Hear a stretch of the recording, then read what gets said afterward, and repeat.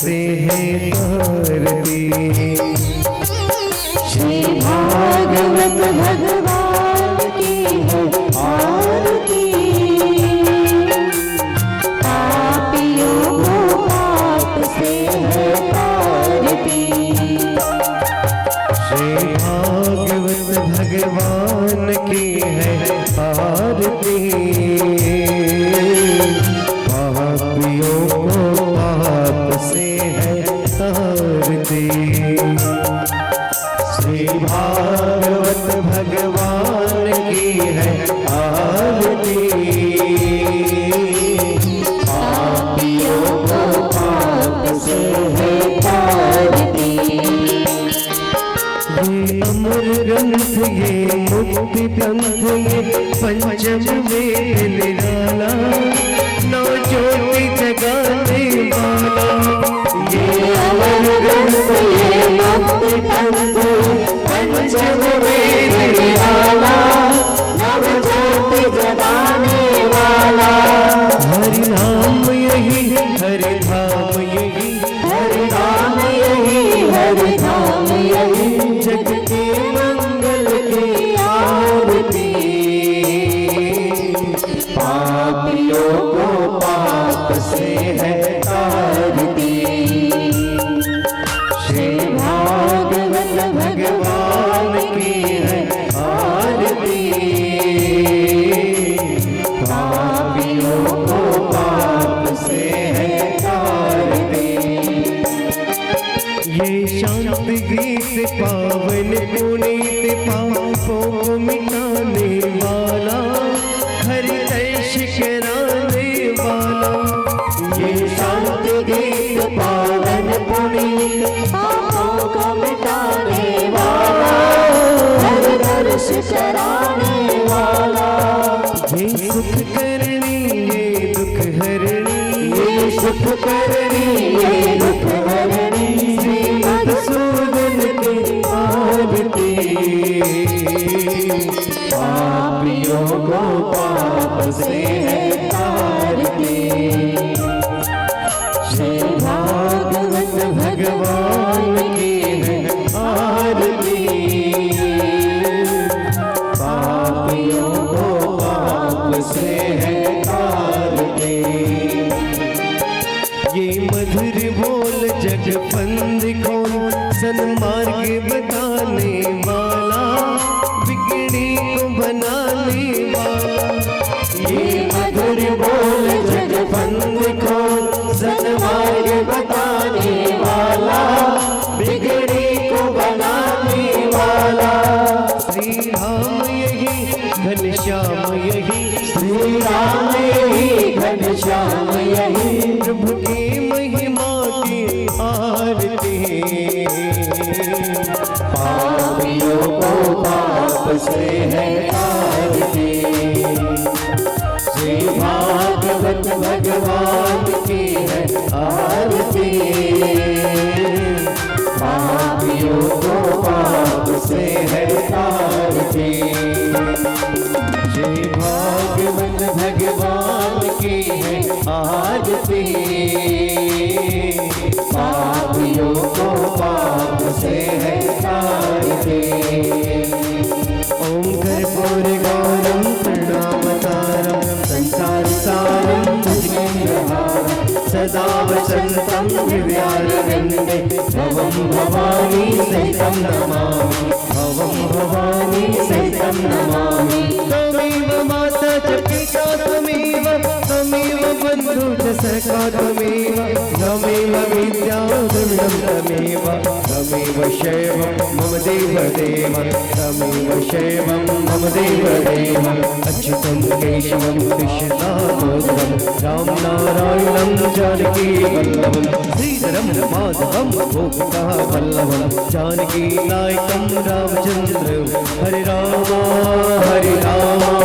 राम राम हरे हरे हरे कृष्णा कृष्ण कृष्ण हरे हरे कृष्णा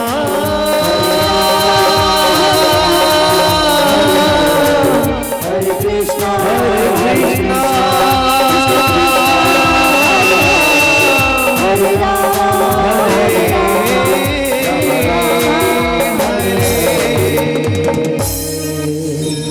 बोले बालकृष्ण लाल की जय। हे कृष्णा कृष्णा कृष्णा राधे राधे राधे श्याम श्यामा श्याम श्यामा राधे राधे राधे कृष्ण कृष्णा कृष्णा कृष्णा राधे राधे राधे श्याम श्यामा श्याम श्यामा राधे राधे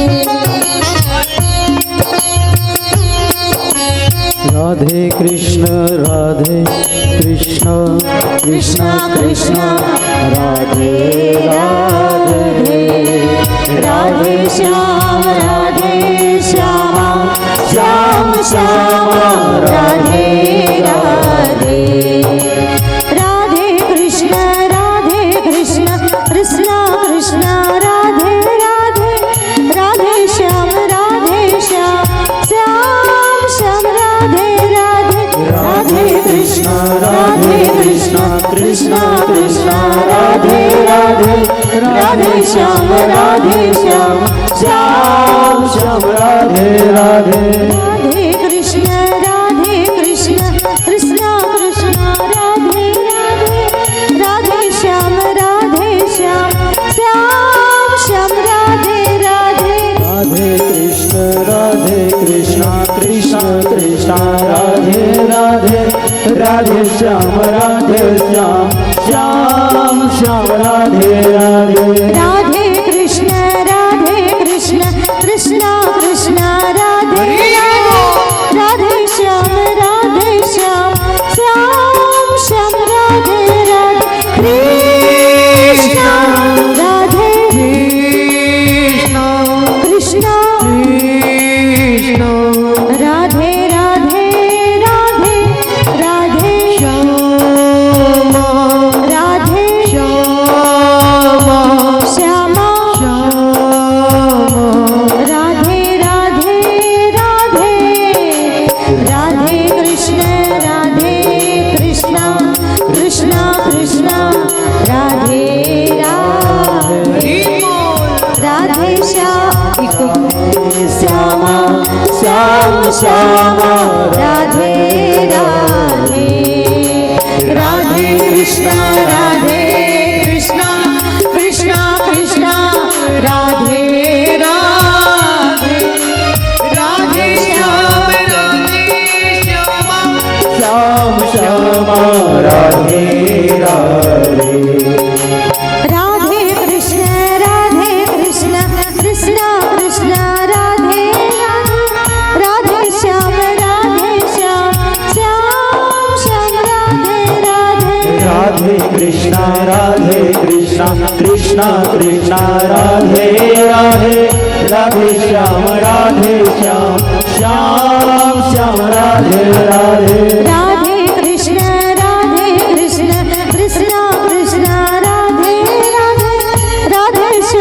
राधे श्याम श्याम राधे राधे राधे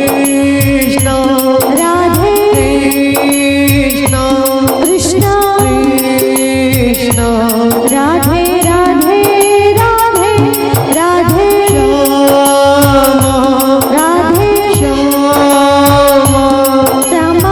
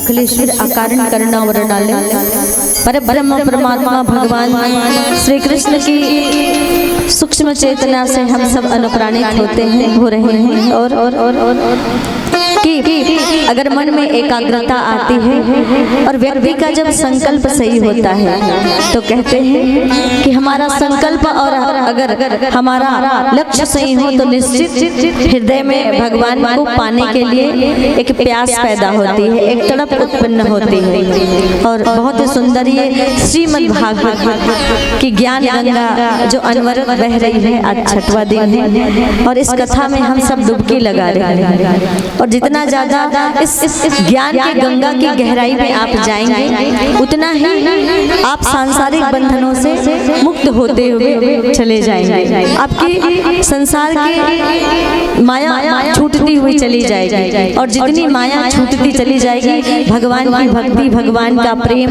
भगवान की श्रद्धा हमारे अंदर प्रवेश करती हुई चली जाएगी। तो जरूरी होता है भगवान की भक्ति को पाने के लिए, भगवान की श्रद्धा को पाने के लिए कि उनके ज्ञान रूपी सरोवर के तट पर बैठे और उनके ही गुणों की चर्चा को सुनकर अपने मन में सात्विकता लाने का प्रयास करें, विचारों में शुद्धता लाने का प्रयास करें। मन के परिष्कार की दिशा में हमारा कार्य होना चाहिए, हमारी एक सोच होनी चाहिए और इसी सोच को लेकर कि हमारा कल्याण हो और हमारे साथ हमारे पूरे परिवार का कल्याण हो और परिवार के साथ समाज और पूरे विश्व का कल्याण भी ज्ञान यज्ञ के साथ निहित होता है। क्योंकि कोई कथा सुने या ना सुने कि जहाँ पर सत्संग होता है, जहाँ पर किसी भी प्रकार का कोई कर्मकांड, पूजन, हवन या किसी प्रकार का कोई यज्ञ होता है तो उस यज्ञ का प्रभाव व्यक्ति के मन स्थिति के साथ वातावरण पर भी पड़ता है। कि 2 प्रकार का वातावरण होता है, नकारात्मक और सकारात्मक। एक ये होता है और दो प्रकार के वातावरण में होता है, एक वातावरण हमें दिखता है और दूसरा हमें दिखाई। पर्यावरण 2 होता है, पर्यावरण और वातावरण। पर्यावरण दिखता है और वातावरण हमको दिखाई नहीं देता। लेकिन पर्यावरण में तो शुद्धता आती है यज्ञ से,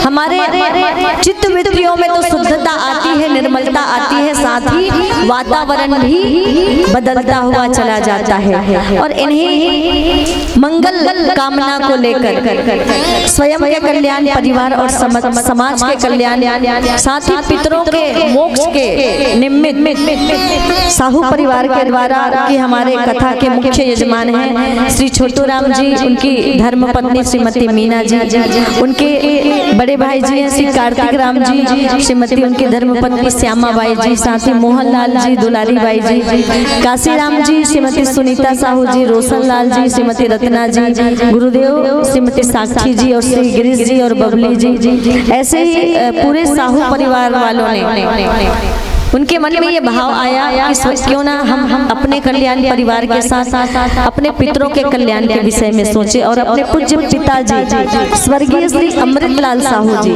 और स्वर्गीय माता दशरीबाई साहू जी, स्वर्गीय माता गीता साहू जी, गीताबाई साहू जी की पावन पुण्य स्मृति में और इसके अलावा कि हमने जिनका नाम भी नहीं लिया, परिवार के वो भी सदस्य इस आयोजन में उनकी कुछ न कुछ सहभागिता है, सहयोग है, तन से, मन से, धन से सब मिलकर इस आयोजन को सफल बनाने का प्रयास कर रहे हैं। और साथ ही जितने पितर हुए हैं उन पितरों के मोक्ष के लिए, उनकी शांति और सद्गति के लिए इस परिवार के द्वारा इस ज्ञान यज्ञ सप्ताह का आयोजन किया गया है। तो जब व्यक्ति का संकल्प सही हो जाता है, जब व्यक्ति का लक्ष्य सही हो जाता है और मन में एकाग्रता आती है तो अंदर एक भगवान को पाने के लिए तड़प उत्पन्न होती है। एक कथा आती है महाभारत की और महाभारत का ये प्रसंग है कि एक सिखी ध्वज नाम के राजा थे, उनके पुत्र का नाम था सुधनवा।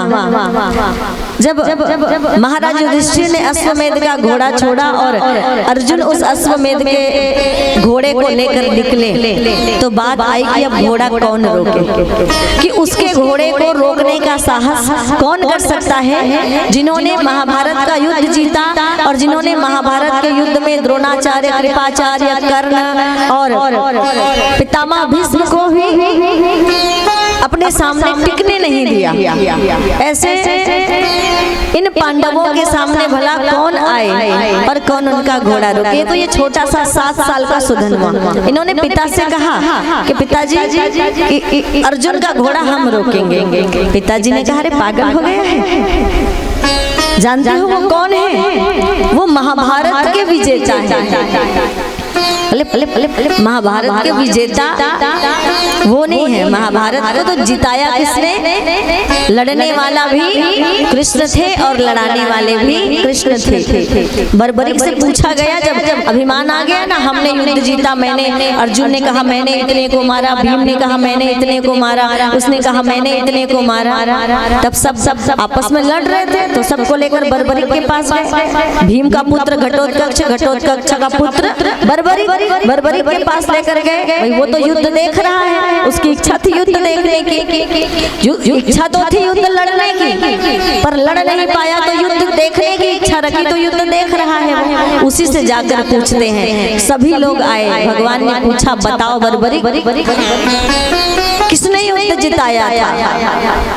अर्जुन ने कहा कि मैंने इतने लोगों को मारा, भीम ने कहा मैंने इतने लोगों को मारा। सब अपनी अपनी बात कह रहे थे। बर्बरीक ने कहा क्या बात करते हैं साहब आप लोग? बोले चाचा जी, ज्येष्ठ पिताजी, क्या बात, पिताजी क्या बात करते हैं आप लोग? दादाजी हैं उनके सारे। बोले मेरे सारे आप लोग पितामह, और क्या बात कर रहे हैं आप लोग? मैंने तो कौरवों की तरफ भी और पांडवों के तरफ भी, दोनों तरफ केवल और केवल भगवान कृष्ण को लड़ते देखा था। दुर्योधन में भी कृष्ण थे और अर्जुन में भी कृष्ण थे, दोनों तरफ मैंने कृष्ण को लड़ते देखा। तो इसलिए लड़ने वाली बात ही नहीं है। अब इससे कौन लड़े? सिखी दर्ज भी यही सोच रहे कि युद्ध इतना बड़ा जीता है। कहा पिताजी पहले घोड़ा तो रोकते हैं, रोक लिया घोड़ा। कहे हम केवल 7 व्यक्ति हैं, एक तुम एक मैं और 3 हमारे सिपाही और 2 हमारे पुरोहित, 5 लोग मिलकर कैसे उनसे लोहा लेंगे। कहा कोई बात नहीं, पकड़ लिया घोड़ा। अब घोड़ा पकड़ा तो युद्ध की बात आई। तो ये जो 2 पंडित थे सिखी ध्वज के, उन्होंने कहा कि क्यों ना हम ये सुधन्वा की परीक्षा लें। और उन्होंने क्या किया कि देखो बिल्कुल तुम्हें युद्ध के मैदान में 10 बजे उपस्थित होना है, और नहीं अगर युद्ध के मैदान में उपस्थित होगे तो तुम्हें परीक्षा देनी पड़ेगी। अब ये सुधन्वा थे भगवान के भक्त, भगवान की भक्ति उपासना करने बैठे सुबह, तो समय ज्यादा लग गया, और समय ज्यादा लग गया तो देर हो गई, और देर से आए तो शंख और लिखित ने क्या किया था, एक बड़ी कढ़ाई में तेल गरम किया था, तेल उबल रहा था। जैसे ही समय अधिक हुआ, इन्होंने कढ़ाई मंगाई, तेल चढ़ाया, तेल उबल रहा था। कहे अब तुम लेट से आए हो, देर से आए हो सुधन्वा, तो तुम्हें परीक्षा देनी पड़ेगी। और कैसी परीक्षा मांगी कि तुम्हें तेल की कढ़ाई से डूब कर निकलना पड़ेगा, और वो भी उबल रहा था तेल। सुधन्वा गया, भगवान का नाम लिया, तेल की कढ़ाई में डुबकी लगा के जैसे गया था वैसे निकल गया। जैसे होलिका की गोद में बैठ के प्रहलाद अग्नि से बिना जले निकल गया ना, वैसे ही सुधन्वा जो है उबलते तेल की कढ़ाई से बिना जले, जैसे कोई ठंडा पानी हो, ऐसे ठंडा तेल हो, ऐसे डूब के निकल गया। अब ये शंख और लिखित को थोड़ी शंका हुई, तेल गरम है कि बस ठंडा। एक नारियल फेंक के डाला तो नारियल तुरंत फट गया, एक जाके पड़ा शंख के सिर पर एक टुकड़ा, एक लिखित के सिर पर, दोनों का मस्तक फट गया। अब सुधन्वा और अर्जुन का युद्ध शुरू हुआ, और जब सुधन्वा और अर्जुन का युद्ध शुरू हुआ तो 21 दिन तक छोटा सा 7 साल का बालक है, और महाभारत को जीतने वाला अर्जुन है, कर्ण पर बाण चलाने वाला अर्जुन है, उस अर्जुन को 21 दिन तक उत्तर देने का अवसर नहीं मिला। सुधन्वा इससे पहले कि वो अपने बाण चलाते, सुधन्वा का बाण आगे बढ़ जाता, उसके बाण को काट देता। अब उसके बाद ऐसे कब तक युद्ध चलते रहेगा? सुधन्वा ने कहा कि महाराज बात ऐसी है, आप तो जाइए उसको बुला कर लाइए जिसके कारण आपने महाभारत जीता था, भगवान को। अब भगवान आए, और भगवान आए तो क्या किया? देखा कि ये सुधनवा तो बड़ा भक्त है मेरा, और भक्त होने के साथ साथ सारी विद्याएं इसके पास है। तो ऐसे ही वो युद्ध चलता रहेगा तो काम नहीं बनेगा। तो कहा 3 बाणों में फैसला होगा, 3 बाणों में एक की विजय होगी, दूसरा परास्त होगा। अब 3 बाण, जब पहला बाण अर्जुन ने अपने धनुष पे लगाया तो भगवान ने कहा कि मैंने गज को ग्राह से जो बचाया था वह मेरा पुण्य अर्जुन के बाण के साथ जुड़े। तो इन्होंने भी प्रार्थना की कि अगर मैंने भगवान की सच्चे मन से प्रार्थना की है, भक्ति की है, तो मेरा पुण्य मेरे बाण के साथ जुड़े। सुधन्वा और अर्जुन ने बाण चलाया, अर्जुन का बाण धराशायी हो गया। दूसरी बार जब अर्जुन ने अपने बाण को अपने धनुष पे लगाया तब भगवान ने कहा मैंने चीरहरण के समय द्रौपदी की जो लाज बचाई, उसका चीर बढ़ाया, वह मेरा पुण्य अर्जुन के बाण के साथ जुड़े। फिर भी सुधन्वा का बाण अर्जुन के बाण को काट दिया, भगवान का पुण्य जुड़ा, उसके बाद भी अर्जुन का बाण धराशायी हो गया। तीसरी बार अर्जुन ने बड़ा विचित्र सा संकल्प ले लिया।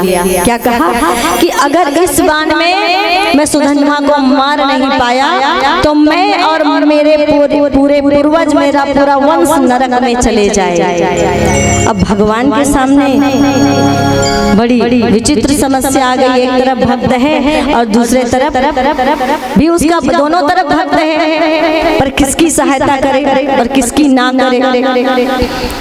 बड़ा धर्म संकट आ गया।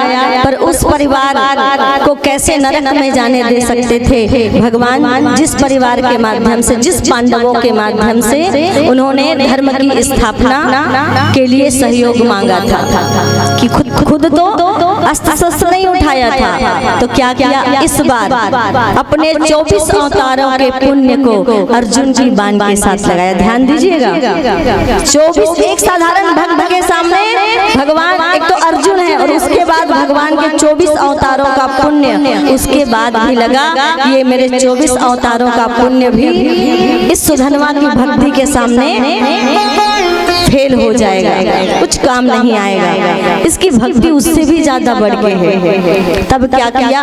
भगवान ने अपना सूक्ष्म रूप बनाया और सूक्ष्म रूप बनाकर अर्जुन की बाण के नोक में स्थित हो गए। और जब भगवान अर्जुन के बाण के नोक में स्थित हुए तो सुधन्वा ने ये जान लिया और अपना धनुष बाण रखा और स्वीकार किया। उस एक क्षण को सुधन्वा ने अपना सौभाग्य माना। कहे कि प्रभु, मैं न हस्तिनापुर का राज्य चाहता था, न मैं पांडवों को हराना चाहता था, मैं तो केवल आपका दर्शन चाहता था, मैं तो केवल आपकी कृपा चाहता था। और आज आपकी कृपा मिल रही कि वो एक पल मेरे लिए सौभाग्य का विषय होगा कि उस एक पल आप अर्जुन के बाण में स्थित होकर मेरे मर्म स्तर पर आकर लगेंगे और मेरे आपका वो सूक्ष्म रूप मेरे मर्म स्थल में, मेरे हृदय में आकर लगेगा। और उस एक पल को अपना सौभाग्य मानते हुए अर्जुन के बाणों को अपने हृदय में धारण कर लिया, क्योंकि उस बाण की नोक पर भगवान स्वयं विराजमान हो गए थे। तो ऐसे होते हैं भक्त, और ऐसी होती है भक्त की तड़प। और जब भक्त के अंदर ऐसे भगवान को पाने की तड़प हो जाती है ना, तो भगवान को केवल जीते जी नहीं, भगवान को तो ऐसे भी पाया जा सकता है कि एक सुधन्वा का भाव था कि भगवान को वो पाले, भगवान की कृपा पाले, और अर्जुन का भाव था कि भगवान उनके पूरे वंश को नरक में जाने से बचा ले। तो बड़ी प्यारी सी ये भागवत की कथा जो आप लोग सुन रहे हैं, जो जीवन का कल्याण करती है। इस साधना के मार्ग में शरणागति का सबसे ऊंचा स्थान होता है। और चाहे किसी भी मार्ग का साधक क्यों न हो, जप तप हठ योग साधना जो भी हो, किसी भी मार्ग का साधक क्यों न हो, बिना भगवान के सामने जाकर प्रार्थना किए बिना, आत्मनिवेदन किए बिना, श्रद्धा भक्ति से पुकारे बिना, शरणागति का भाव मन में आए बिना उसकी कृपा का प्रसाद नहीं मिल सकता है। भगवान की कृपा का प्रसाद पाने के लिए भाई यहाँ पर आते हैं, चढ़ा हुआ प्रसाद पाते हैं, पर भगवान की कृपा का प्रसाद पाने के लिए अंदर की श्रद्धा उभारनी पड़ती है कि श्री राम भक्ति ऐसी श्रद्धा उभारती थी किसके अंदर, सबरी के अंदर। और निष्काम भाव सबरी, किस प्रकार से? निष्काम भाव से, निष्काम भाव सबरी जिस पथ पुहारती थी, भगवान की प्रतीक्षा करती रही, परम परम परम परम ये विश्वास लेकर चल रही थी कि आज नहीं तो कल मेरी भक्ति जरूर फलीभूत होगी और मुझे भगवान का दर्शन जरूर मिलेगा, मुझे अपने जीवन का लक्ष्य जरूर मिलेगा। और जीवन का लक्ष्य क्या है? कृष्ण प्राप्ति कर्म शाश्वत साधनम, चाहे किसी भी साधन से हो, कृष्ण की, गोविंद की, परमात्मा की प्राप्ति जीवन का लक्ष्य होता है मनुष्य का।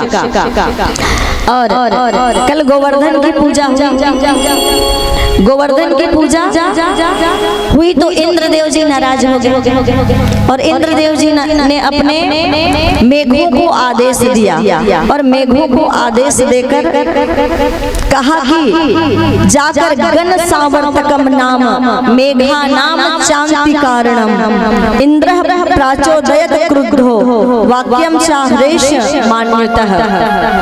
मेघों को आदेश दिया कि ब्रज की धरती पर जाओ और इतनी वर्षा करो कि पूरा ब्रज मंडल डूब जाए, ऐसा क्रोध। अब मेघ आए और लगातार कितने दिन तक बारिश हुई?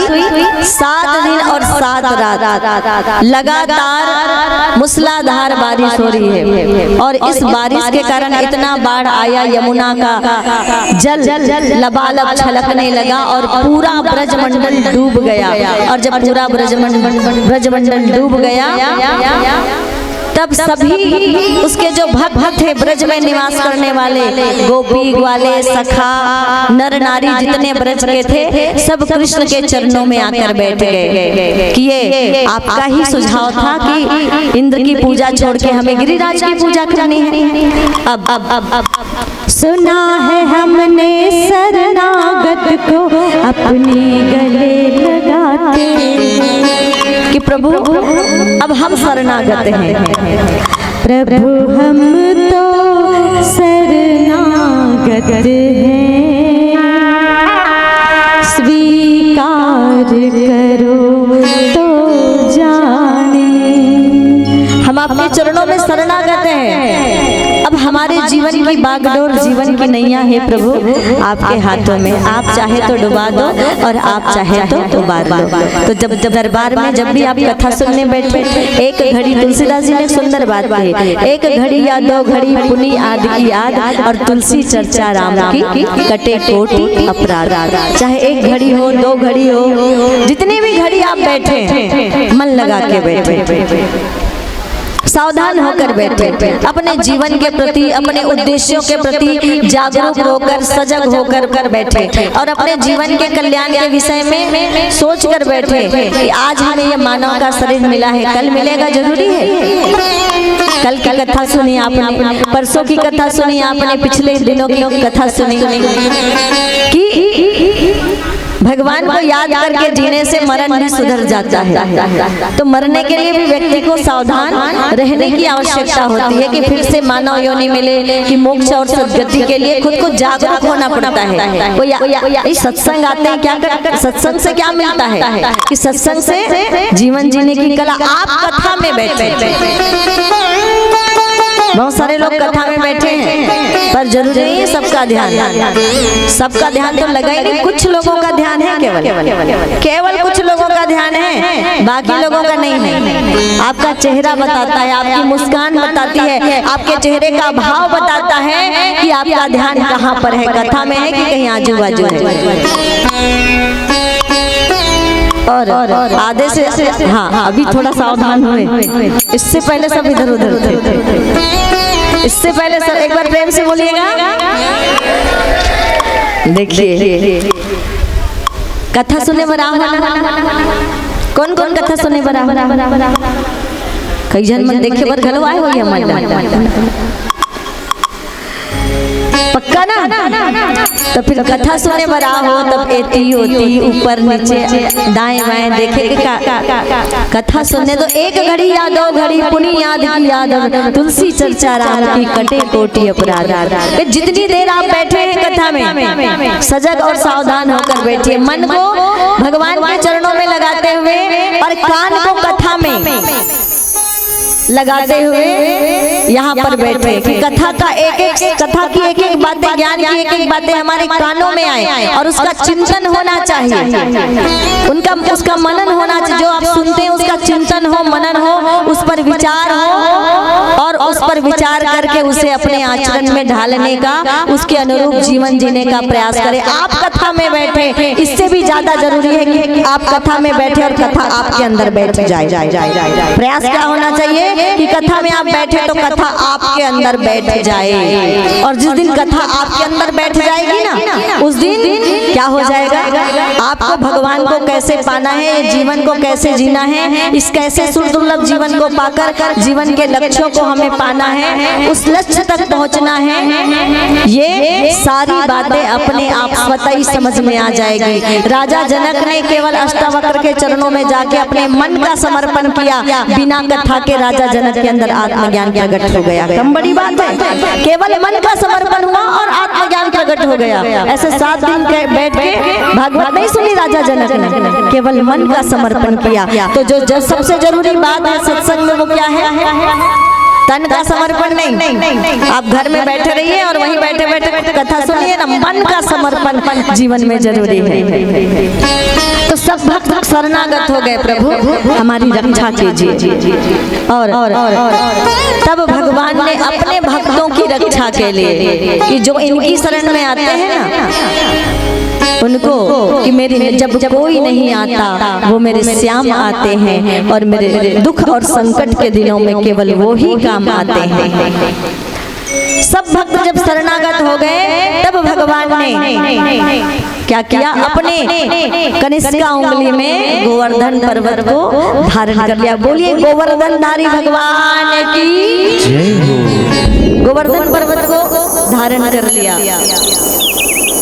जरा याद कीजिए हमारा इतिहास क्या था। और इधर जो हमारे छोटे छोटे नौजवान भाई लोग बैठे ना, बेटे लोग बैठे ना, वो सुनिएगा कि हमारा वो इतिहास रहा है कि हमने ही अपने बाण से धरती को भेद कर धरती से पानी निकाला था।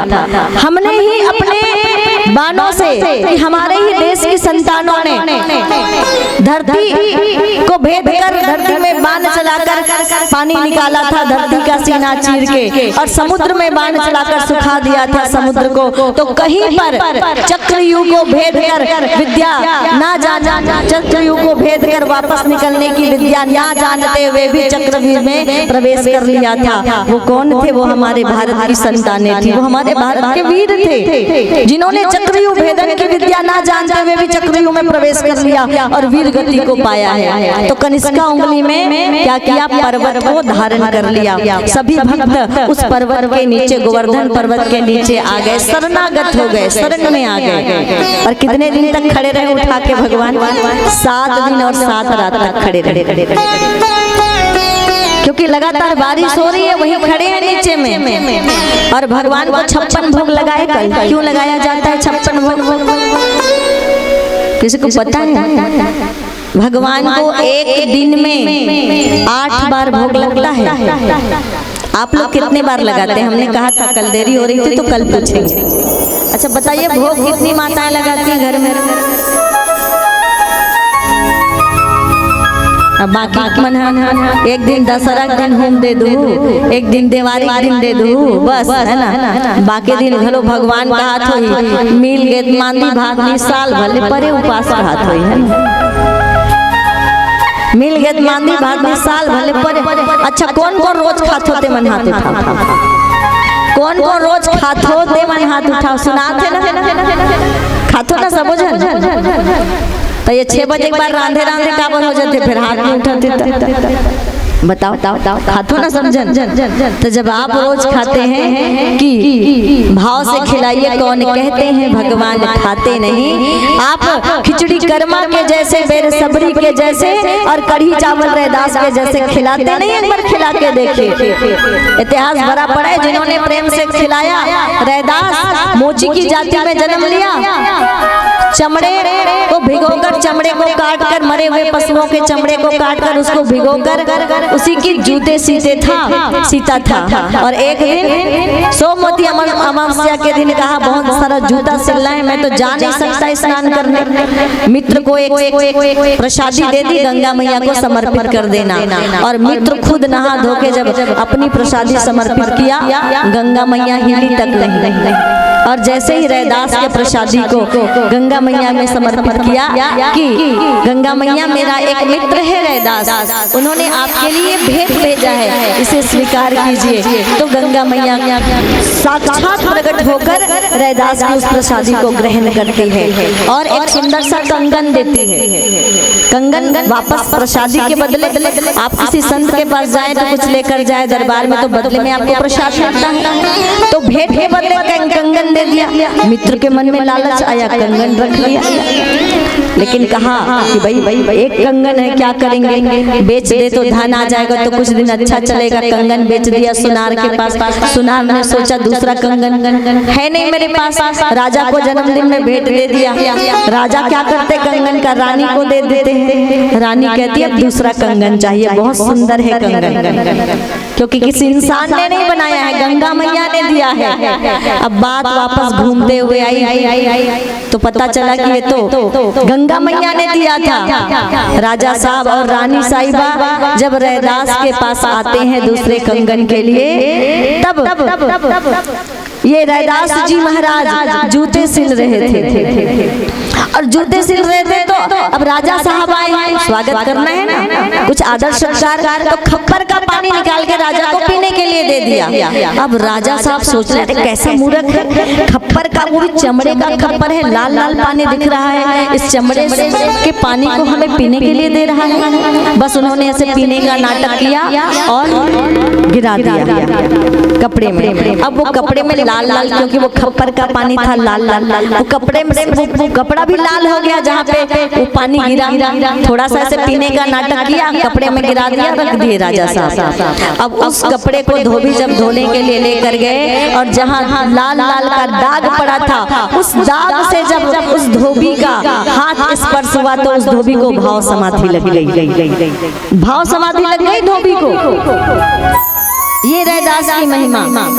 और तब राजा साहब दौड़ते दौड़ते आए, क्षमा मांगी और कहा, निवेदन किया कि दूसरा कंगन रानी के लिए चाहिए। वहीं बैठे बैठे जूते सीते सीते रैदास ने कहा कि मन चंगा तो कठौती में गंगा, गंगा मैया अगर मेरी भावना, मेरी श्रद्धा सच्ची है, मेरे अंदर निर्मलता और पवित्रता है और सच्चे मन से, पूरे मन वचन कर्म से मैं आपकी प्रार्थना करता हूँ, आपकी भक्ति करता हूँ, तो मुझे सागर आने की क्या आवश्यकता, आप यहीं प्रकट हो जाइए। और चमड़े की कठौती में गंगा मैया ने प्रकट होके दूसरा कंगन रैदास को दिया। बोले गंगा मैया की। चमड़े की कठौती में प्रकट होके गंगा मैया ने दूसरा कंगन दिया। और उस रैदास के घर भगवान कढ़ी और चावल का भोग पाते हैं। देखिए, राम ही केवल प्रेम प्यारा, राम को, भगवान को, प्रभु को केवल प्रेम प्रिय है। वो केवल प्रेम के भूखे हैं कि बिना प्रेम रिझे नहीं नटवर नंद किशोर। और ये उठाया 8 दिन, 8 प्रहर भोग लगता है और 7 दिन तक गोवर्धन उठाया था, तो 7 दिन तक भगवान को भोग नहीं खिलाया था यशोदा मैया ने। तो 8 सत्ते 56, 7 दिन के भोग को एक ही साथ भगवान के सामने प्रस्तुत किया। अब अगस्त मुनि जी महाराज को बुलाया कि मुनिवर, राम जन्म में मैंने भोजन कराया था, आइए इस जन्म में, उस जन्म में आपका पानी उधार था, तो आइए ब्रज की धरती में जो जल है उसका पान कर लीजिए। अगस्त मुनि जी महाराज आए, ब्रज की धरती के जल को उन्होंने पान कर लिया 3 आचमनी में। और ब्रज में धूल उड़ने लगी और देखा अब तो चारों तरफ धूल उड़ रही है। अब इंद्र को बात समझ में आ गई कि वास्तव में मेरा क्रोध निरर्थक था और ये तो स्वयं परमपिता परमात्मा है, ये तो नारायण है। उन्हें बड़ा दुख हुआ और उन्होंने अपनी गलतियों पर जाकर भगवान से क्षमा याचना की, भगवान से क्षमा मांगी। पर भगवान ने इंद्र को क्षमा कर दिया। देखिए भगवान ने इंद्र को क्षमा कर दिया। इंद्र ने इतना सताया, लोगों को पानी गिराया, 7 दिन तक भगवान को पहाड़ उठा के खड़े रहना पड़ा, भूखे रहना पड़ा। उसके बाद भी इंद्र ने जब क्षमा मांगी तो भगवान ने क्षमा कर दिया।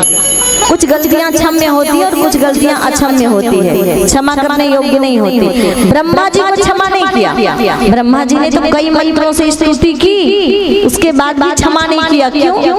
क्योंकि इंद्र ने जो गलती की उसमें भक्त सारे पास आ गए, शरण में आ गए थे। और ब्रह्मा जी ने क्या किया? ब्रह्मा जी ने तो उनके भक्तों को ब्रह्मलोक में छिपा दिया, अर्थात भक्तों को दूर कर दिया। तो जो व्यक्ति जो मानव किसी भी रूप में भगवान को और भक्तों को दूर करे, उसकी वह गलती भगवान की नजरों में अक्षम्य होती है। तो बोलिए भक्त और भगवान की। आइए एक भजन श्रवण करते हैं, फिर आगे की कथा में हम बढ़ेंगे। मीठी मीठी मेरे जय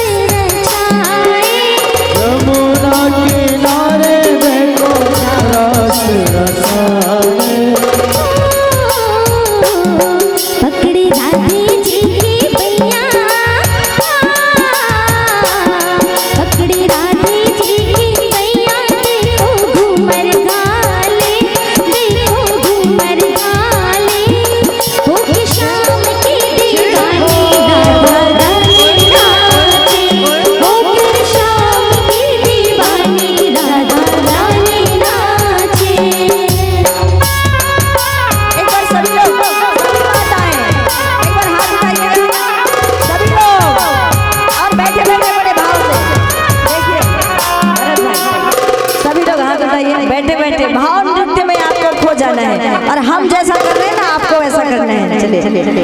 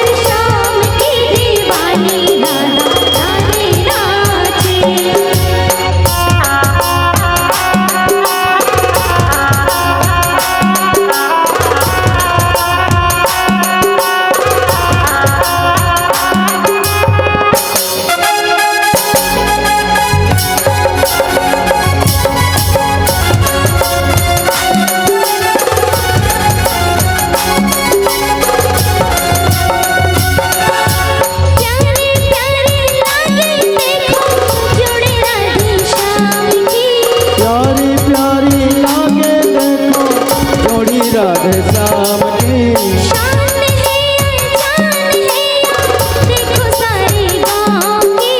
जान है अनजान है देखो सारे गाँव की। राधे श्याम की जोड़ी राधे श्याम की जोड़ी बड़े माही राधे बड़े माही राधे हो के श्याम की दीवानी राधा रानी नाचे हो के श्याम की दीवानी राधा रानी नाचे। मीठी मीठी मेरे सावरे की मुरली बाजे प्यारी मुरली बाजे हो के श्याम की दीवानी राधा रानी नाचे हो के श्याम की दीवानी राधा रानी नाचे हो के श्याम की दीवानी राधा रानी नाचे हो के श्याम की दीवानी राधा रानी नाचे हो के श्याम की दीवानी राधा रानी नाचे हो के श्याम की दीवानी राधा रानी नाचे। बोलो राधा श्याम की दीवानी राधा रानी नाचे। राधे राधे। और कथा आती है रास लीला की। और रास लीला अर्थात ये रास पंचाध्यायी कहा श्री सुखदेव जी महाराज ने राजा परीक्षित से कहा कि हर कोई परीक्षित रास का अधिकारी नहीं होता। तो रास का अधिकारी कौन है? जिसका मन भगवान के चरणों में लगा हो। देखिए इसको ध्यान से सुनिएगा। सब लोग क्या मानते हैं, अरे रास लीला मतलब हम लोग क्या करते हैं ना, बिना अर्थ को समझे जाने उसका अनर्थ करते हुए चले जा रहे हैं। आज रास लीला मने नाचने गाने के लिए मन में यही आता है ना। रास लीला मतलब केवल नाचना और गाना नहीं। रास लीला बड़ी उच्च कोटि की लीला है, बड़े उच्च कोटि की लीला। भागवत का पंच प्राण कहा गया है इसको, पंचाध्यायी। ये प्राण है रास लीला भागवत का। और रास का अधिकारी कौन? जिन्होंने भगवान को पा लिया, जिन्होंने भगवान को जान लिया। कौन? किस भगवान को जान लिया? जो परमात्मा कण कण में है, जिसके विषय में कहा जाता है ना कि सिया राम मैं सब जग जानी। जो परमात्मा कण कण में बैठे हैं, उस परमात्मा तत्व का दर्शन जिन्होंने पा लिया, जिन्होंने अपने अंदर के परमात्मा को पहचान लिया। अपने अंदर परमात्मा किस रूप में है? आत्मा के रूप में है ना। उस आत्म तत्व में बैठे परमात्मा का जिसको आभास हो गया, जिसको ज्ञान हो गया, फिर वो सृष्टि के कण कण में बैठे परमात्मा को भी जान जाता है। उसका भी परिचय उसे मिल जाता है। पहले खुद से तो खुद का परिचय करवा लें। कोई पड़ोसी के बारे में पूछे, आप बता दोगे? बता दोगे ना? आपके पड़ोसी के बारे में आप बता सकते हैं कि नहीं? हाँ कि नहीं? हर कोई अपने पड़ोसी के बारे में बता सकते। अच्छा, पड़ोसी के बारे में नहीं, पति को पूछे पत्नी के बारे में बताबे नहीं भैया, छोटू भैया है ना। और पत्नी लमीना दीदी पूछबो तो जानी के नहीं। सबो जन्म अपन पति के बारे में जानता नहीं, दूसरा भले मन बताहू पर वही का खाते का अच्छा लागते जानो कि नहीं जानो ओकर आदत के बारे में। अब वैसे पति मन भी लोग लेकर सब तो भाई पड़ोसी के बारे में पूछे, सबको पता है ना। एक बार मैं गई थी उड़ीसा कथा में, तो क्या किया, गोष्ठी चल रही थी, तो हमने दे दिया कागज कि अपने अपने बारे में लिखो। एक ने कोरा कागज जमा कर दिया। हमने कहा भैया कोरा क्यों जमा किया? कुछ अपना लिखना था ना, कुछ अच्छाई लिखनी थी, कुछ बुराई लिखनी थी, दोनों लिखना था। तो कहा मुझे समझ में नहीं आया क्या लिखो। अरे दीदी वो मेरे बाजू में रहते हैं ना वर्मा जी, उसके बारे में आप लिखने के लिए कहते तो मैं कई लाइन लिख देता। क्यों नहीं लिखोगे? जीवन भर उसी पड़ोसी के बारे में तो सोच रहे थे। अरे उसका घर कैसे बना, गाड़ी कैसे आई, दुकान कैसे खुल गया, बेटे की नौकरी कैसे लग गई, अच्छी बहू कैसे मिल गई। अपने बारे में कब सोचा? जीवन तो पड़ोसी के विषय में सोचते सोचते निकल जाता है। सही बात है कि नहीं? अपन बारे में कम सोचथन, पड़ोसी के बारे में ज्यादा सोचथन। नावा गाड़ी तो इससे करके देखथन है ना। नवा लुगड़ा पहन ले पड़ोसी न हता ऐसे ऊपर ले नीचे रोज नवा पहिरती। ओकर बाद पता नहीं दिन भर मन खराब, ओकर नावल लुगड़ा देख के हमन जलत त हमर जले ले ओकर कुछ नुकसान होई का कि चिंता और चिता इस जग में दोनों एक कहाती है, एक जिंदे को एक मुर्दे को दोनों सहज जलाती है। ओ तुहर चिंता पड़ोसी ला नहीं जलाए, ओकर लुगड़ा देख के जलू, ओकर मकान और दुकान ला देख के जलू, ओकर तरक्की देख के जलू ना। अब पड़ोसी का कबे छोटे भाई बड़े भाई तरक्की और बड़े भाई छोटे भाई तरक्की देख के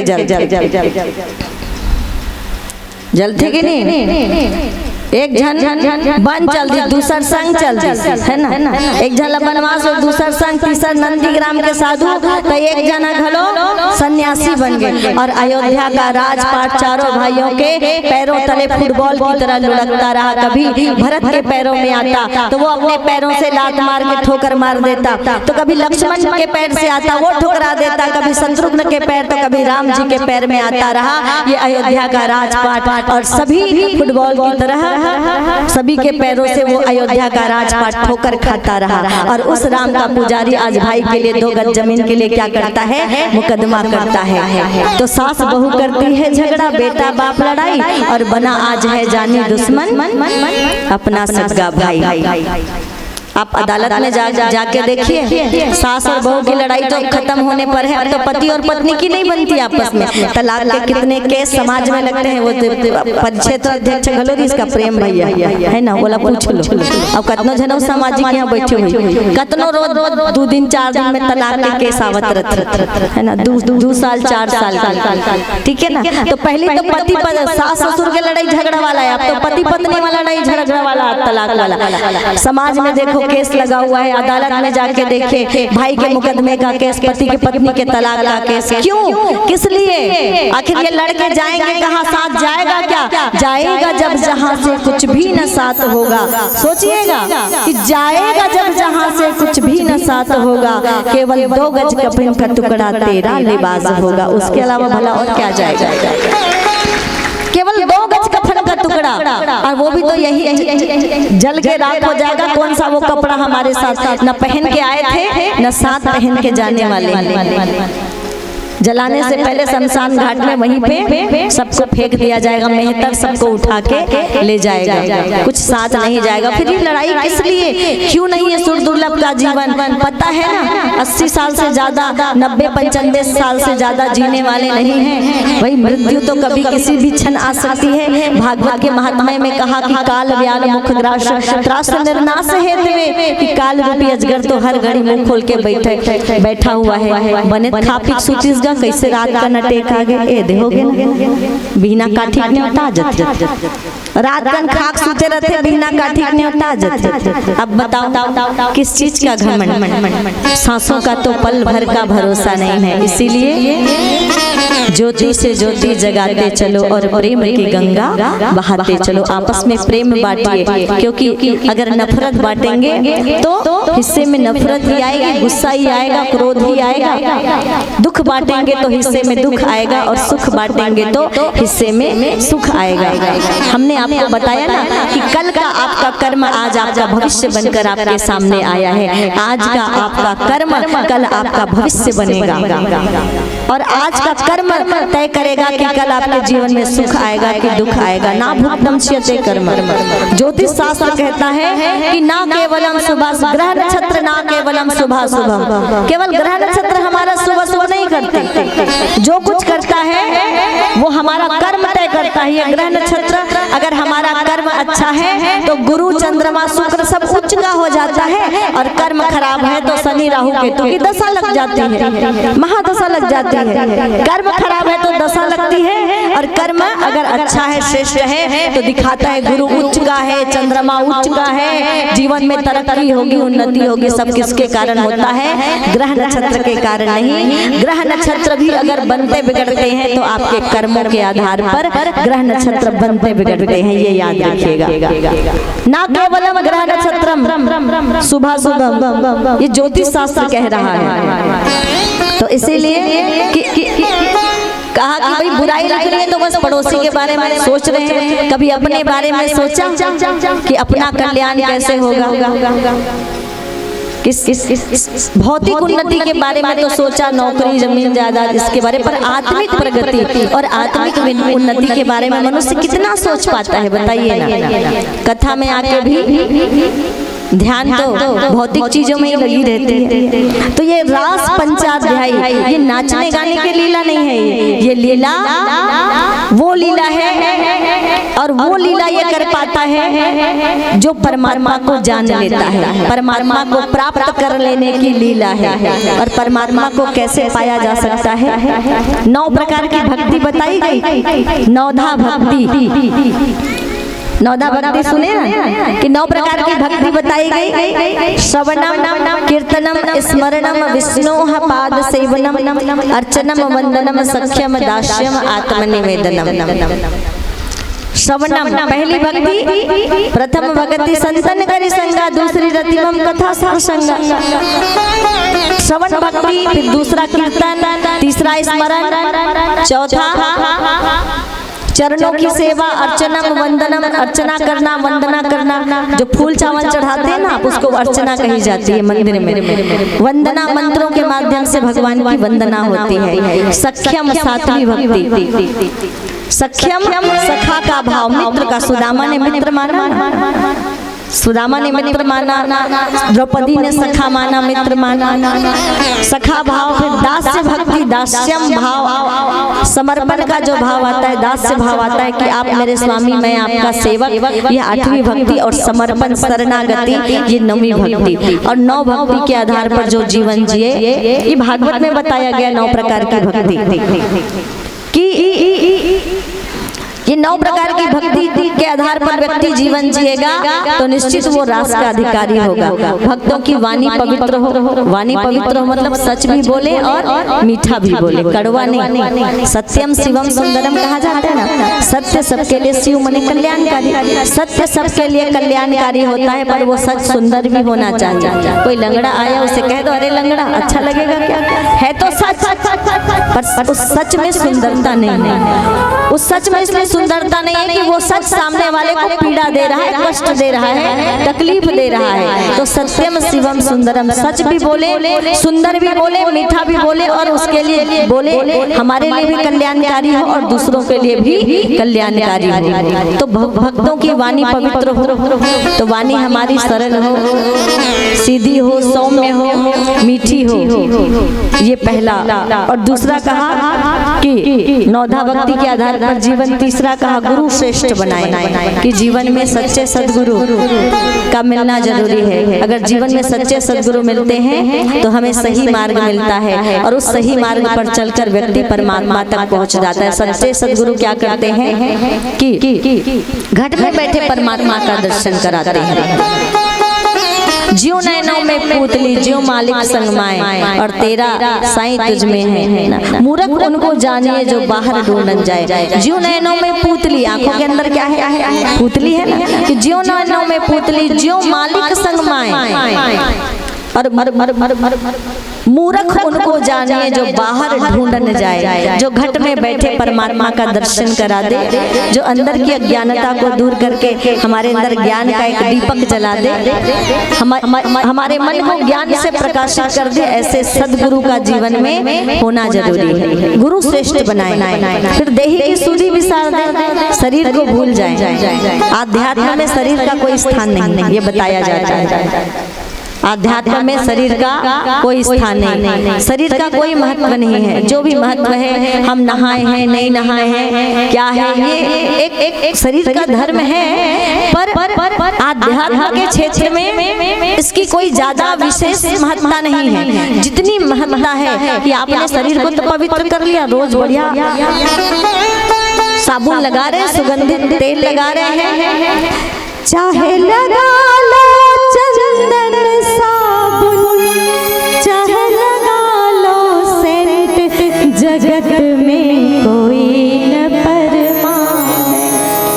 बताओ, चाहे लगा लो चंदन साबुन, चंदन का साबुन लगा लो, चाहे लगा लो सेंट, जगत में कोई न परमानेंट, जगत में कोई न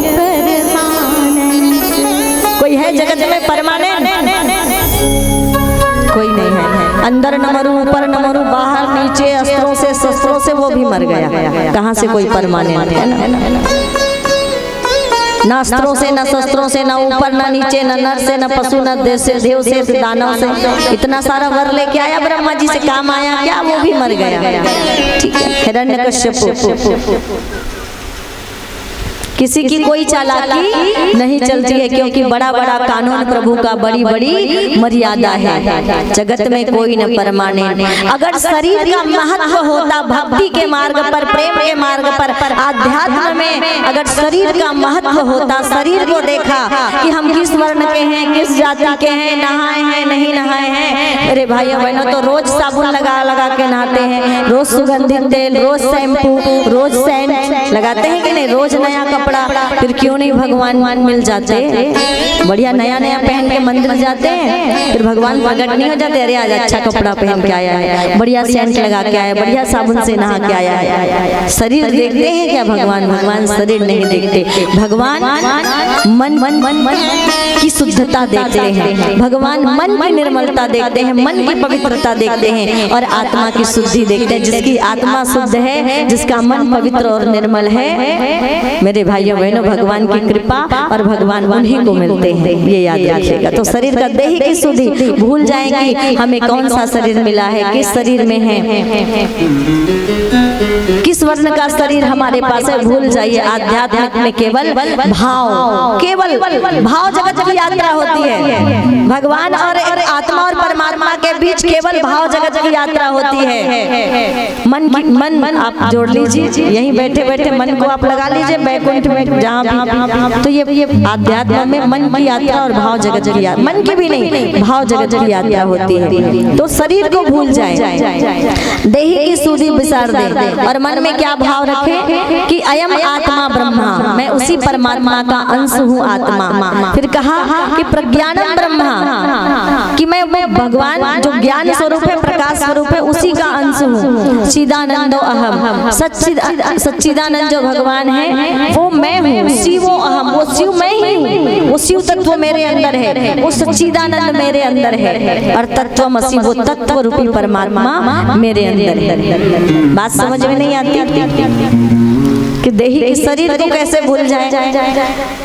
भाई आत्मा के निर्वहन के लिए शरीर आवश्यक है, और शरीर के निर्वहन के लिए आत्मा आवश्यक है। आत्मा निकल जाए तो शरीर निष्प्राण हो जाता है, जला दिया जाता है। शरीर बेकार, आत्मा के बिना, आत्मा बेकार शरीर के बिना। लेकिन शरीर के रहते हुए शरीर को भूलकर अपने आत्म तत्व का ध्यान रखते हुए परमात्मा की भक्ति में डूब जाना, परमात्मा की भक्ति में खो जाना। और जो परमात्मा की भक्ति में खो जाते हैं ना, वो दिगंबर कहलाते हैं, परमहंस कहलाते हैं। रामकृष्ण परमहंस कहलाते हैं। जिसको अपने शरीर का ध्यान नहीं रहता कि मुझे नहाना है कि धोना है कि क्या, वो परमहंस कहलाते हैं। ऐसा नहीं, एक पागल भी होता है जिसकी बुद्धि बिगड़ी हुई होती है, वो भी नहीं नहाता, तो वो नहीं कि उच्च स्तर की आत्मा। तो इस प्रकार, और ये गोपी कौन है? ये रास का अधिकारी। और गोपी कौन है? कि गो मने इंद्रिय और पी मने पीना, जो अपने प्रत्येक इंद्रियों से कृष्ण रस का पान करे। इंद्रिय 5 ज्ञानेंद्रिय और 5 कर्मेंद्रिय, आँख, कान, नाक, जिह्वा, नासिका, ये 5 ज्ञान, घ्राण शक्ति, सूंघने की शक्ति, श्वासों का। तो ये 5 ज्ञानेंद्रिय और 5 कर्मेंद्रिय। और कहते हैं कि जो अपनी प्रत्येक इंद्रियों को कृष्ण रस का पान करा दे, अर्थात आंखों से भगवान का दर्शन हो, मन में भगवान का स्मरण रहे, कानों से भगवान की कथा सुने, मुंह से भगवान का नाम ले, और हर एक सांसों में उसका सुमिरन होता रहे। ये ज्ञानेंद्रियों से, कर्मेंद्रियों से हमारा कर्म ऐसा हो कि हम सत्य की ओर, न्याय की ओर, धर्म की ओर बढ़े, सेवा और सहायता लोगों की करें, कि स्वयं अपने हित का तो चिंतन करें और अपने हित के साथ दूसरों के हित का जो चिंतन करें, वो परमार्थी कहलाता है। अर्थात अपने कर्मेंद्रियों को परमार्थ में लगा दीजिए और अपने ज्ञानेंद्रियों को भगवान के चरणों में लगा दीजिए। और जिनकी कर्मेंद्रियां भगवान के कर्मों में सत्कर्मों में लग जाए और ज्ञानेंद्रियां भगवान के चरणों में लग जाए, फिर वो रास का अधिकारी वो गोपी कहलाता है। और गोपी केवल गोपी का तात्पर्य स्त्री या पुरुष से नहीं है, गोपी जो आंखों से भगवान का दर्शन। तो अच्छा ये बताइए, आप तो समझ जाएंगे कि हम गोपी हैं, भाइयों को बात समझ में आ रही है ना? गोपी साड़ी वाले मन घलो हरे और दाढ़ी वाले मन घरो हरे। कबर हमारे दाढ़ी वाला भैया रोज आगू में बैठे रहते कथा सुने बर, है ना? बहुत भाव से कथा सुनते रहते दादाजी, और आँख से भगवान के दर्शन भी करते रहते, कान से कथा भी सुनत रहते। तो ओकर सबो इंद्री कहाँ है अभी? पांचों ज्ञानेंद्रियां भगवान के चरण में ना, तो वह गोपी हरि। हमारे दादाजी गलो गोपी हरि। तो गोपी साड़ी वाले मन गलो हरे और गोपी दाढ़ी वाले और मूंछ वाले मन तक हरे। ठीक है ना? गोपी एक भाव है। क्या भाव है? भगवान के प्रति समर्पण का भाव जिसके अंदर है वो गोपी। एक भाव, एक उस भाव को, उस भक्ति को एक नाम दे दिया गया गोपी का, तो वो सारे गोपी। और फिर कहते हैं कि कर्मकांड में 80,000 मंत्र हैं, 4 वेद हैं, 4 वेद में 3 कांड, कर्मकांड, उपासना कांड, ज्ञान कांड। 80,000 मंत्र कर्मकांड के गोपी बनकर आई है, मंत्र गोपी बनकर आई है। कि मंत्रों के माध्यम से भगवान के गुणों को गाया जाता है, उसकी महिमा गाई जाती है, उसकी सुंदरता का वर्णन होता है। अहो वकीयम स्तनम कालकूटम, एक श्लोक सुना सुखदेव जी महाराज ने, अहो वकीयम स्तनम कालकूटम।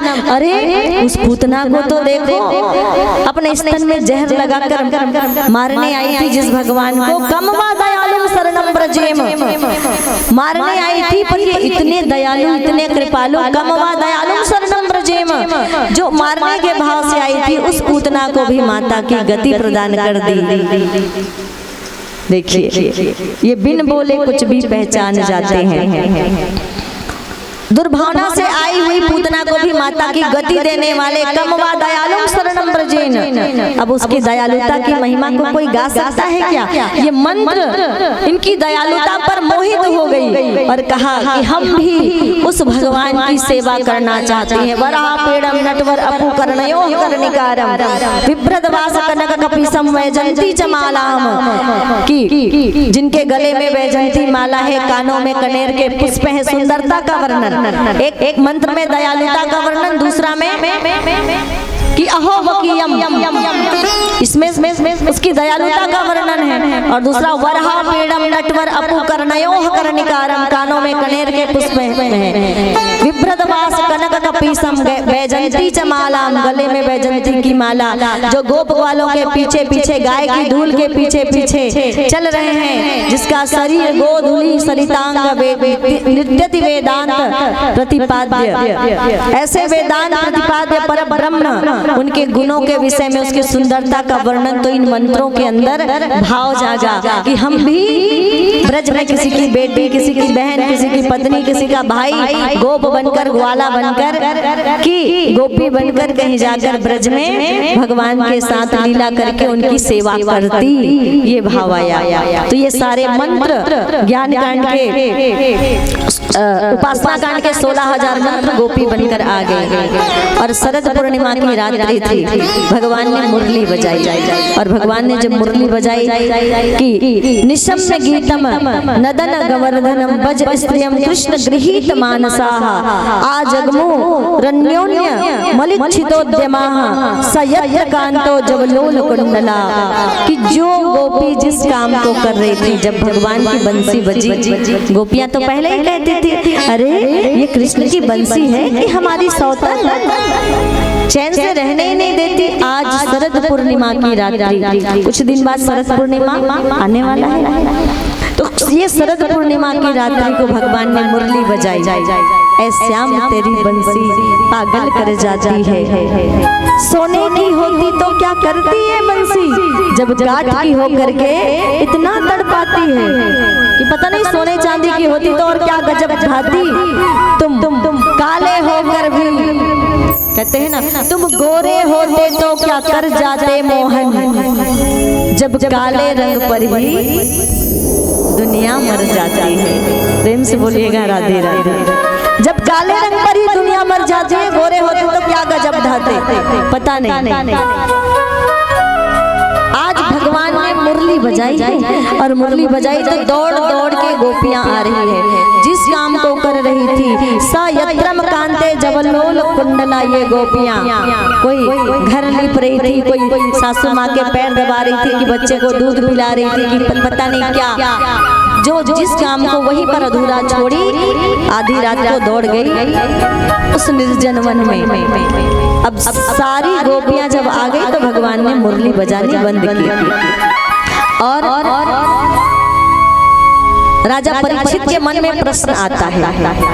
कहा कि आचार्य सुखदेव जी महाराज से कहते हैं, भगवान ये बताइए, कृष्णम विदु परम कांतम न तु ब्रह्मा तया मुनेह गुण प्रवाहो परमस्तासाम गुणाधिया प्रियम, कि ये गोपियां कृष्ण के प्रति इसका इतना अनुराग, इतना प्रेम, इतनी अनुरक्ति कि इनको अपना प्रियतम मानती हैं। क्या यह उचित है? इनका अपना घर है, परिवार है, पत्नी है, बच्चे हैं, तो ये कृष्ण को प्रियतम मानकर आधी रात को घर छोड़कर आ रही है निर्जन वन में। क्या ये अच्छी बात है? तो श्री सुखदेव जी महाराज वीतरागी निर्गुण ब्रह्म के उपासक भगवान सुखदेव जी कहते हैं, उत्तम पुरुषता देवते चैत्य सिद्धि यथागतः द्विसपन्ने ऋषि के साह कि मुता धोक्षगाः प्रियाः, कि भाव कुछ भी हो, चाहे प्रियतम माने, माता माने, पिता माने, गाते हैं त्वमेव माता च पिता त्वमेव त्वमेव बंधु च सखा त्वमेव। संबंध कोई भी स्थापित करे भगवान के साथ। मीरा ने तो 3 साल की आयु से पति माना था, कि 3 साल की थी, बारात निकल रही थी, देखा कौन जा रहा है, घोड़ी पर बोले दूल्हा।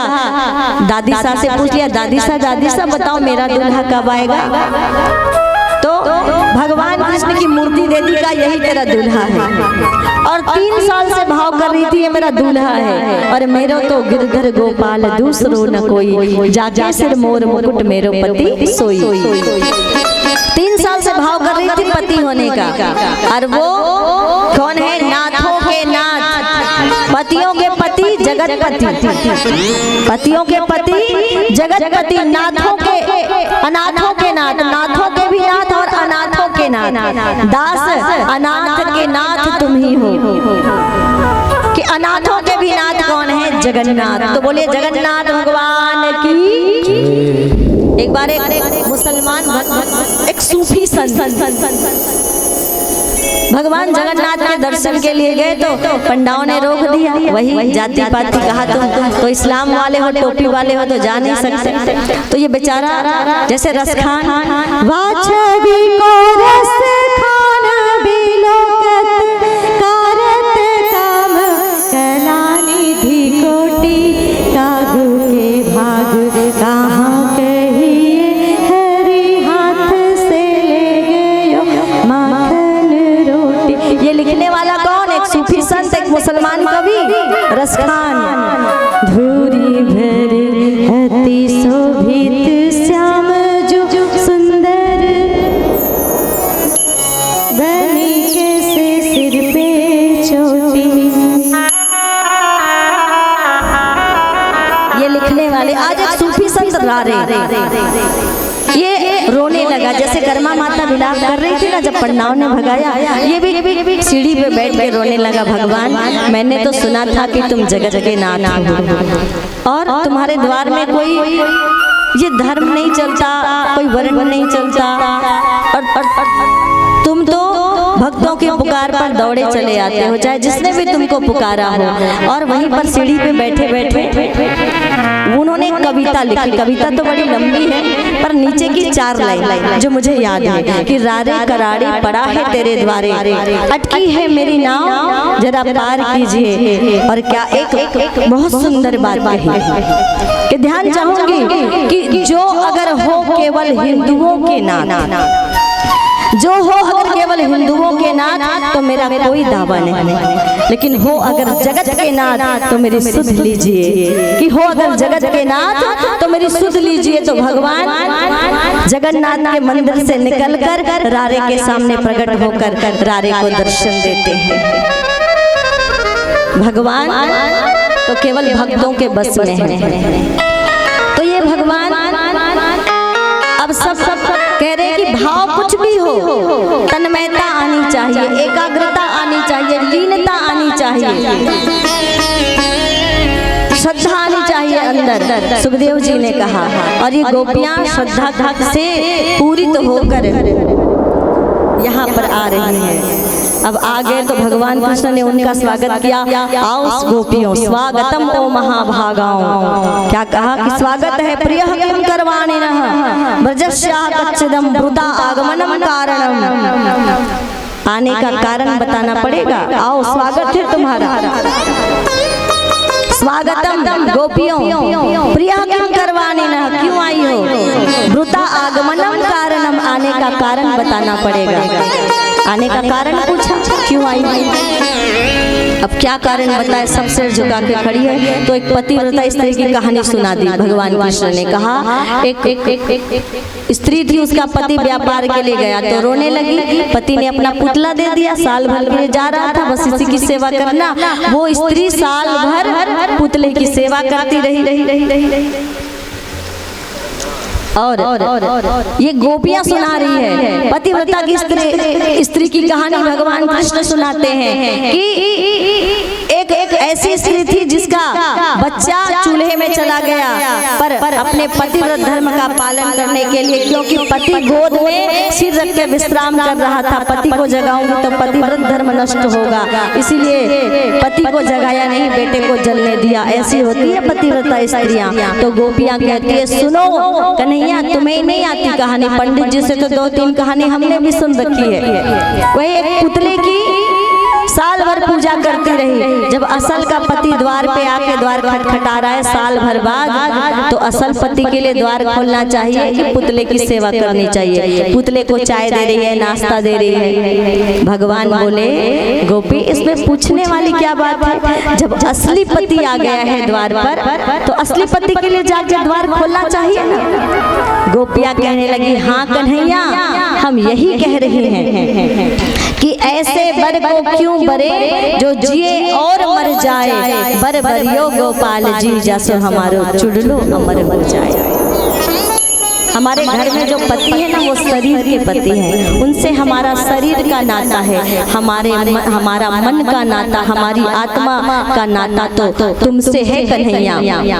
और इसीलिए हम तुम्हारे पास आई हैं। अब लगा कि सच में गोपियां घर का त्याग करके, सारी माया का त्याग करके, सारे बंधनों को छोड़कर मेरे पास आई है, मेरे चरणों में शरणागत हो गई है, संसार की माया छूट गई है। भगवान ने जितनी गोपियां थी उतने रूप बना लिए, और जितनी गोपियां थी उतने रूप बनाए। पर भगवान कृष्ण की ये अजब लीला, कैसे भक्तों की परीक्षा लेते हैं। जितनी गोपियां हैं उतना रूप कृष्ण भगवान ने बनाया, पर प्रत्येक गोपी को क्या लग रहा है कि भगवान श्री कृष्ण मेरे साथ है। प्रत्येक गोपी को कृष्ण एक दिखाई दे रहे हैं, कृष्ण अनेक हैं। सभी गोपियों के बाजू में कृष्ण हैं, पर वो सभी को केवल एक कृष्ण दिख रहे हैं, और सबको ये प्रतीत हो रहा है कि वो मेरे साथ है। तो सभी गोपियों के मन में भाव क्या आया? लगता है आज तो हम राधा रानी से ज्यादा सुंदरता किसकी होती है? एक व्यक्ति अपनी आत्मा की सुंदरता थोड़ी देखता है। व्यक्ति तो दर्पण में देखता है तो आत्मा दिखती है क्या? आत्मा के दोष दिखते हैं क्या? मन का दोष दिखता है क्या? कितने झूठे, कितने पापी, कितने क्या दिखता है? वो सब चीज सामने नहीं दिखता। क्या दिखता है? चेहरा। कि उम्र भर गाली भूल यही करता रहा, धूल चेहरे पर थी और आईना साफ करता रहा। दोष मन में है और दोष भगवान को देते रहे। तो धूल चेहरे पर थी, आईना साफ करता रहा। दर्पण में खुद की छवि दिखती है, शरीर दिखता है, आत्मा थोड़ी ही दिखती है, मन थोड़े ही दिखाई देता है। उसी प्रकार इन गोपियों को शरीर की सुंदरता का भाव आ गया कि हमारा शरीर सुंदर है, और तब ये गोपियां अभिमान से भर गई कि आज हम राधा रानी से ज्यादा सुंदर हैं, दिख रही हैं, तभी भगवान हमारे साथ है। और जैसे ही मन में अहंकार आया अपनी सुंदरता का, भगवान राधा रानी को लेकर के अंतर्ध्यान हो गए। राधा रानी को लेकर अंतर ध्यान हो गए। अब गोपियां रोने लगी, भगवान को ढूंढने लगी। राधा ढूंढ रही, किसी ने मेरा श्याम देखा। गोपियां ढूंढने लगी। अब भगवान जब राधा रानी को लेकर अंतर ध्यान हो गए, गोपियां घर वापस नहीं गई। गोपियों को अपनी गलतियों का एहसास हुआ कि पल भर के लिए अब ये सोचने वाली बात है ना, हम भक्ति तो करते हैं पर हमारी भक्ति कैसी होती है कि राम नाम जपना और आगे आप खुद समझदार। राम नाम जपना पराया मान, मुंह में राम, मुंह में राम, बगल में छुरी। सबोजन जाना फिकर मतलब ऐसने वाला भक्ति होते। अब सोचिए, पल भर के लिए गोपियों के मन में केवल शरीर की सुंदरता का अहंकार आया, भगवान छोड़कर चले गए। जहाँ अहंकार होता है ना, वहाँ ओंकार नहीं होते, वहाँ भगवान नहीं होते हैं। भगवान चले गए। अब गोपियां रो रही हैं और रोते रोते ये गोपियां विरह में पागल हो गई। 6 महीना बीत गया, गोपियां वापस नहीं गई। पछतावा हो रहा है मन में, प्रभु हमसे ये कैसी गलती हो गई, कैसे त्रुटि हो गई, हमने कैसे अपने पहले ही कह दिया था शरीर की सुधि विसारना है, शरीर को भूलना है, और यहाँ पर शरीर की सुंदरता का ध्यान आया तो भगवान चले गए। अब गोपियां मन मन भटक रही हैं। कभी वृंदा से पूछ लेती, अरे वृंदा हमसे गलती हो गई कि हमारे मन में अहंकार आ गया तो भगवान हमारा त्याग करके चले गए। और क्या तुमने हमारे कृष्ण को देखा है? यमुना से जाकर कहती है कि अरे कालिंदी, अरे यमुना क्या तुमने हमारे कृष्ण को देखा है? लताओं से, पताओं से, पशुओं से, पक्षियों से, जो भी सामने आता, जो भी जीव जंतु, पेड़ पौधे, तरुवर, जो भी सामने रहता, उन सभी से गोपियां कृष्ण का पता पूछती कि कोई तो बताए कि मेरे कृष्ण कहाँ हैं, कोई तो बताए कि मेरा सावरिया कहाँ है, कि हमें तो उनके बिना रहना नहीं आता, कि हमारा जीवन उन्हीं से शुरू होता है और उन्हीं पर जाके हमारे जीवन की समाप्ति होती है। और कहने लगी कि हे कन्हैया, कि पल भर की गलती थी, क्या इसे तुम क्षमा नहीं कर सकते? क्या इस पल भर की हमारी नादानी को, पल भर की हमारी गलती को आप भुला नहीं सकते? हे कन्हैया, तुम जहाँ भी हो लौट आओ और हमें अपने रंग में रंग लो। मुझे अपने ही रंग में रंग ले मेरे यार सांवरे। क्या कहा? ये गोपियां ढूंढ रही हैं, गोपियों के आंखों में अश्रु है और गोपियां मन मन भटक रही हैं, दर दर भटक रही हैं। खाना पीना छोड़ दिया है, दिन क्या होता है, रात क्या होती है, भूल गई है गोपियां और सुध बुध खो बैठी है। केवल मन में कृष्ण की याद है, मन में केवल इतनी सी तड़प है कि भगवान कृष्ण का दर्शन हो जाता। और ये तड़प लेकर वो गोपियां मुझे अपने ही रंग में रंग ले मेरे यार सांवरे। मुझे अपने ही रंग में रंग ले मेरे यार सांवरे। मुझे अपने ही रंग में रंग ले मेरे यार सांवरे। मुझे अपने ही रंग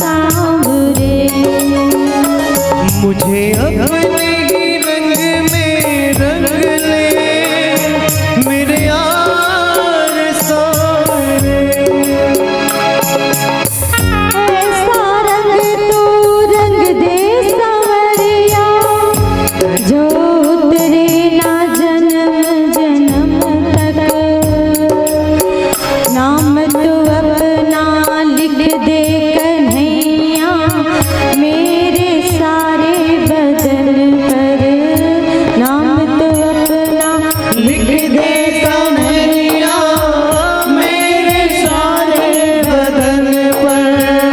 और एक बार गलती हो गई है कन्हैया, दूसरी बार ये गलती नहीं होगी, बस एक बार हमारे आंखों के सामने आ जाइए और एक बार हमारे इन नेत्रों को तृप्त कर दीजिए, एक बार हमें दर्शन दे दीजिए।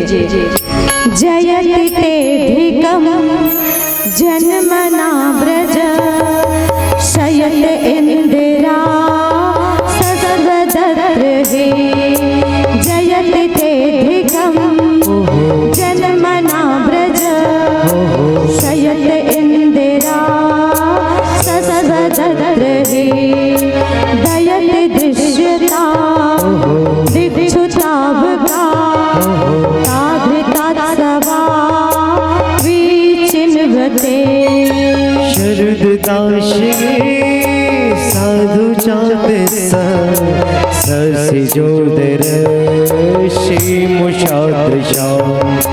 सुरनाथ ते शुल्क दास का वरद निघ्न तो नेह किम वर। कृष्ण है कृष्ण है आहा कृष्ण है कृष्ण है मेरे श्याम मेरे श्याम मेरे श्याम मेरे श्याम। विष जलाप्यया व्याल राक्षसा वर्ष मारुता वैद्युतानुला। वृषभयात्मा